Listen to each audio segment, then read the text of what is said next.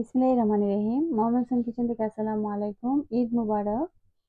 ঈদ মুবারক। আজকে আমাদের ঈদের শেষ দিন কানাডায়, 3 নম্বর দিন। আজকে আমাদের কুরবানির মাংসটাও এসেছে। এখানে কুরবানির আরেক ইতিহাস, অন্যরকম ভাবে হয় কুরবানি, আমাদের বাংলাদেশের মতো না। এখানে আমি 5 কেজি মাংস নিয়েছি, কিভাবে রান্না করলাম দেখাচ্ছি। দারচিনি, এলাচি, লবঙ্গ, লং দিয়েছি, 7 পিস দিয়েছি, তেজপাতা দিলাম, আদা বাটা দিলাম, রসুনের পেস্ট দিয়ে দেব, অল্প অল্প মশলা দিচ্ছি, আপনাদের চোখের সামনে আপনারা দেখে নেবেন, খুবই টেস্ট হয় এইভাবে রান্না করলে। এখন পেঁয়াজ দিলাম। কেউ কেউ বলেন অনেক পেঁয়াজ দিতে হয়, তবে অল্প পেঁয়াজ দিয়ে আপনারা রান্না করে দেখবেন, অনেক মজাদার একটা খাবার হয়, গরুর মাংসের কারি হয়।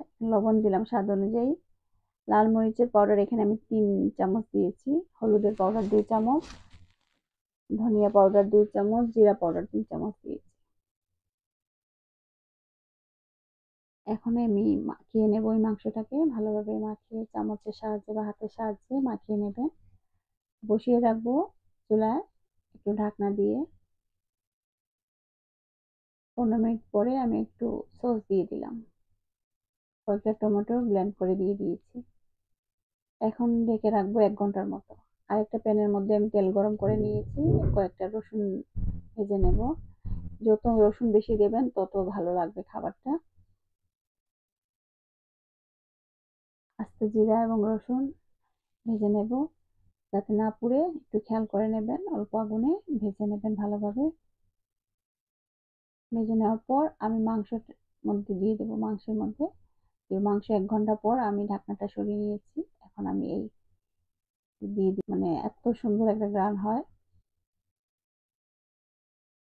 যে তেলটা উপরে উঠে এসেছে।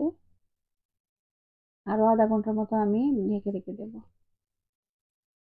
আধা ঘন্টা পর আপনারা নামিয়ে নিতে পারেন বা একদম পানিটা শুকিয়ে নিতে পারেন।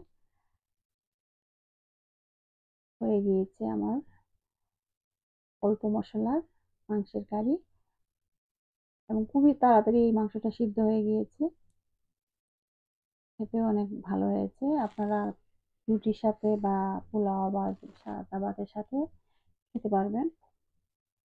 ভালো থাকবেন সবাই। সবাইকে আবার ঈদের শুভেচ্ছা।